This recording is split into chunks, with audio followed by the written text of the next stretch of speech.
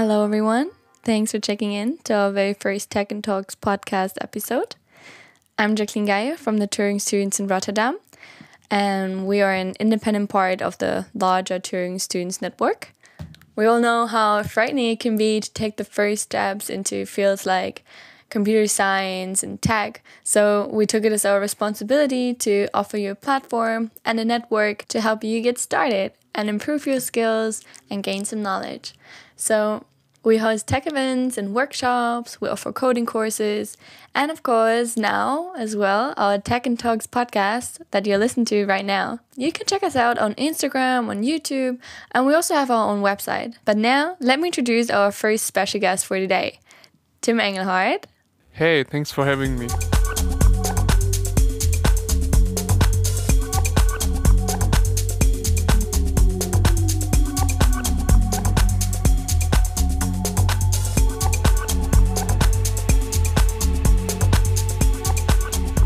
We invited Tim Engelhardt today, who is a world-known electronic music producer and live act. He's touring all parts of the world since he's 16. I've seen him in Australia, India, Europe. He's doing tours in Africa and in the USA. He's now 22 years old and just recently dropped another album, Idiosyncrasia, with 14 very unique tracks. So tune in on SoundCloud, Spotify, Bandcamp, wherever you can find it. And today I'm going to ask him a little bit about how the day-to-day work as a music producer in an electronic music scene looks like. What are the technical details of a synthesizer? How does it work? And how do technological developments change his profession? So take a seat, relax, while you listen to the rest of the episode. Hi Tim, thanks for joining us. Hey, glad to be your guest. And before we dive deeper into the material, can you tell us how electronic music actually derived? Like, what's the story behind it, and how did technology influence its path? So, electronic music, as the name says, it's derived from technology, actually from research in that sense. Back in the early 20th century, when people were trying to figure out ways to generate sounds with electronical instruments and basically build something which was totally independent from a traditional sound source, like strings or anything else, like a drum, a membrane or something. And how did it look like back then? How did they do it? What devices were typical in that era? So one of the first things that was done was an organ device, like a church organ. Basically, it worked with additive synthesis, where you would have multiple sine waves with different frequencies that are stacked onto each other, and then they generate a chord, or like you can actually play compositions with an organ. And Hammond was the first manufacturer to do this, and that's something that's still used as additive synthesis. How did it come from an organ as a music device to these raves as we know them right now, or from the 80s? In the 60s, there was a huge development inside the synthesizer technology, where people like Robert Moog invented monophonic, which means one note at a time. You can play one note at a time. Synthesizers, which could generate saw waves and square waves. Can you show us some examples of how these different types sound like? I recorded some examples for you. But I think the easiest way to visualize them would be on an oscilloscope, where you can display the actual wave. Like a sine wave it's like a round, curvy wave, while the square wave is kind of like a rectangular shape and cuts off really abruptly. And you will actually hear, when you hear the examples, you'll notice. This is the sine wave, which is kind of the basic waveform. And this now is this rectangular square wave. So with those devices then at hand of musicians like Keith Emerson was a pioneer in that time for his project Emerson, Lake and Palmer. And he used that Moog sound, which is very characteristic, on his records quite a lot. And also, if you're familiar with Here Comes the Sun by the Beatles, in that last chorus, you would hear a Moog synthesizer playing the melody. So it influenced many popular songs as well. It actually inspired some genres of music. I mean, there's this term called krautrock, which basically wouldn't exist if it weren't for synthesizers. And furthermore, there's also the techno and house scene, which is nowadays still building on that technology. Like the synthesizers you would buy nowadays, still they use the same waveforms. It's a saw wave, a sine, and a square wave, and it's still the same technology. How did they do it? Or how does it work? In the 70s, a lot of people used modular synthesizers for their records, which are synthesizers that are not pre-patched. Like they have the same components, which are typically the oscillator, which generates the tone and the sound, a filter, which is used to cut frequencies, an amplifier to make the sound audible, and an envelope to shape the sound. The modular synthesizer uses control voltages which are used to connect all these different modules, and so you're able to connect everything to each other. And what type of control voltages are there? So in modular, the most commonly used signal is a trigger signal, which is just a short impulse, which is used to trigger things. And then also you have pitch signals, which are basically note signals. That's how the modular synthesizer knows what note to play, and it's measured in volt per octaves usually, and 1 octave equals 1 volt, so 1/12 of a volt is then 1 semitone on the keyboard. In addition to trigger and volt per octave note signals, you also have gate signals, which are similar to trigger. They trigger things, but they are not that short.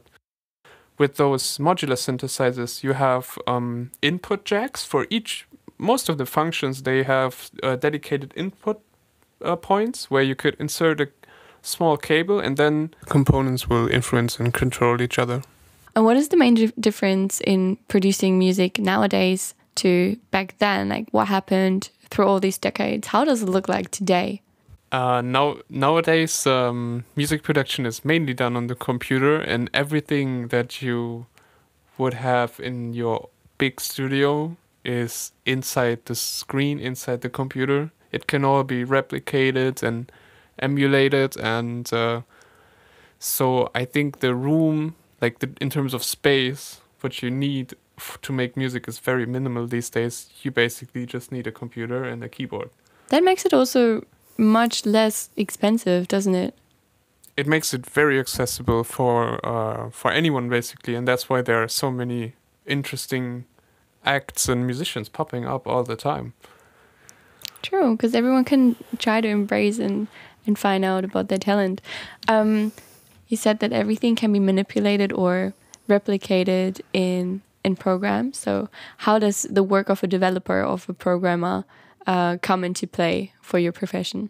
You would have to imagine someone sitting, working on code, and then but also having an oscilloscope on the other side, because they have to compare how does the unit, the hardware unit, which I like, the synthesizer, which they want to emulate, what does it sound like, and what does the thing, like, what does their code sound like, basically. So they have to kind of match that to the real thing. That's how you can imagine the development of a plugin, which is what you would use nowadays as a musical instrument. It's called the VST plugin. Is a plugin similar to a sample that you can use and manipulate for your desires, or what's the difference? Plugins are more of a third-party software that are kind of supported within every digital audio workstation, which is the main thing you're operating, like Ableton Live, Logic. There are some others out there, and they kind of get integrated into these DAWs, and then you just use them like instruments, basically. Samples, on the other hand, are more sound sources, which you can then use as instruments in that way, but rather as sound sources.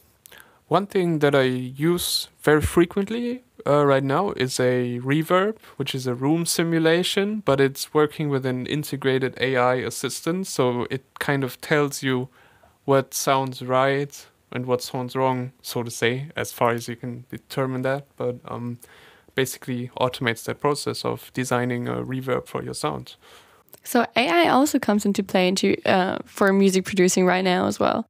It's actually one of the most interesting and most forward-driving aspects actually in the whole production community. I also once heard of an experiment where they would compare a symphony that was created by an actual symphonist, like an orchestrator, an AI, and one from, I think it was Mozart or something. And in the end, individuals could not identify who did what, and they actually thought the one from the AI was from Mozart. So I think that demonstrates pretty well how far AI technology has come in music. Wow, yeah. That's really fascinating. I mean, another example I can give now that we're talking about it is recently a client sent me something where he's working on a kind of AI research team also at Apple, and they kind of have a technology which is, I'm not sure, I think it's coming sometime soon, but it's already being implemented in some devices, I guess. So you can take a melody from, say, a string instrument like a violin or something, and then the AI would basically transform it into your voice, a guitar, whatever, and it sounds the same and it sounds real. It sounds actually real. The biggest improvement over traditional analog modules or components would be that some of these newer digital modules and plugins are open source, and you can actually download that code, you can edit it, you can alter functions, you can edit new modes and do all kinds of things with it, and then that makes the modular synthesizer super flexible. That's amazing. Now that we're talking of such projects, what would you recommend people that are willing or that are thinking about pursuing a similar career to yours? What resources should they use, or where should they start? So luckily nowadays it's super easy to get started. Nowadays you can download most softwares for free. You can try them out. There's 30 days trial for most of the software nowadays. And my advice would be to kind of have a look into any kind of resource, be it samples, plugins, and whatnot.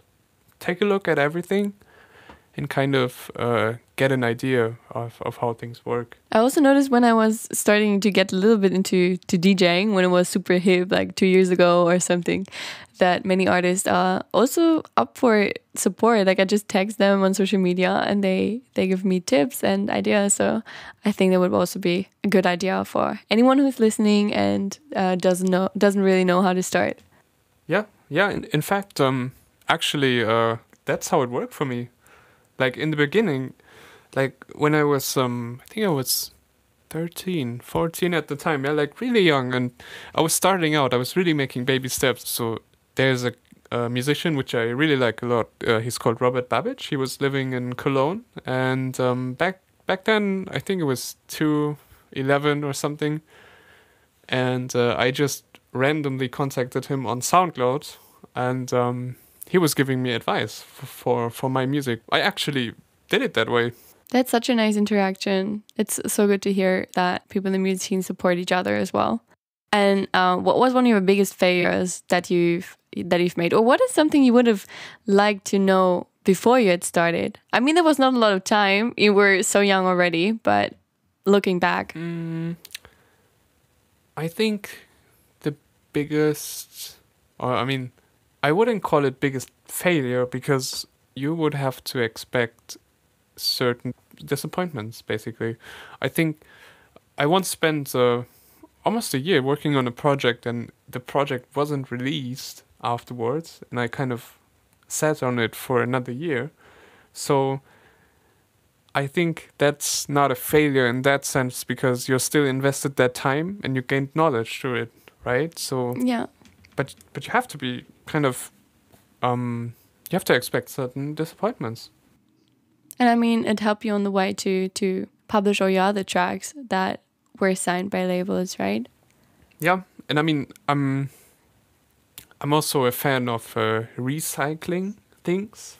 Yeah, Not that's a good aspect for 2020 as well. Yeah, I mean, not only from an environmental perspective in everyday life, but like inside the computer. I mean, nowadays you have the chance to kind of swap certain things from other projects and just randomly insert them into another project, and sometimes they work, right? So that's a really cool possibility, and I do that a lot. So none of the time that I spend in the studio is lost or doesn't mean anything. It's always something gets done, right?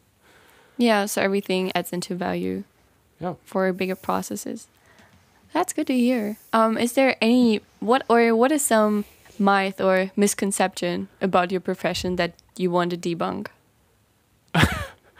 I think that's hard to say one thing, I guess.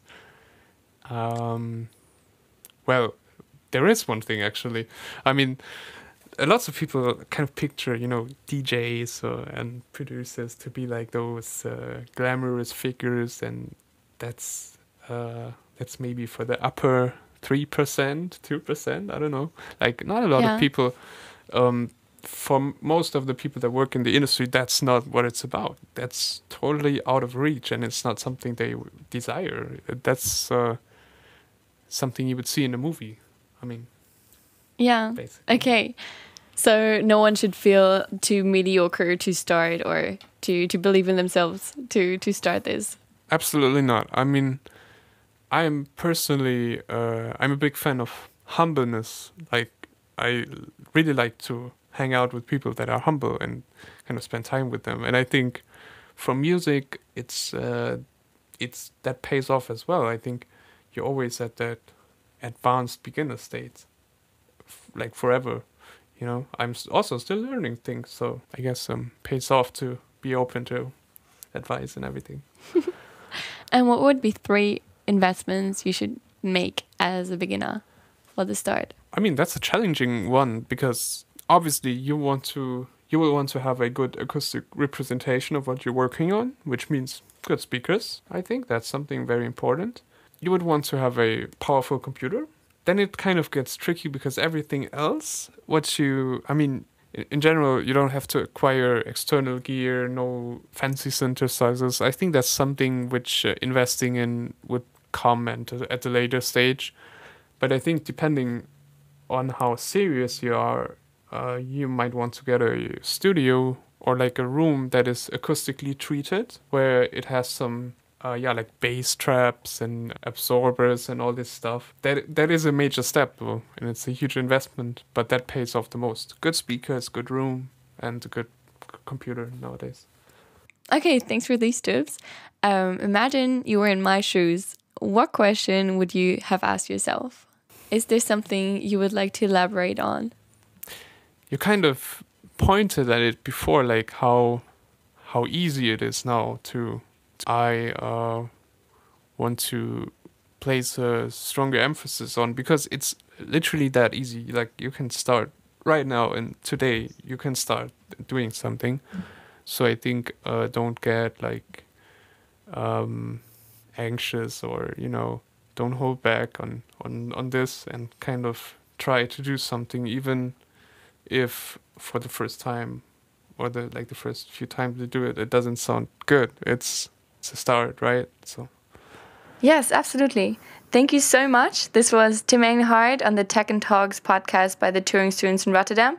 If you have any more questions or a guest that you'd really love to hear, just shoot us a message on social media or on our website, and see you next time. Or not.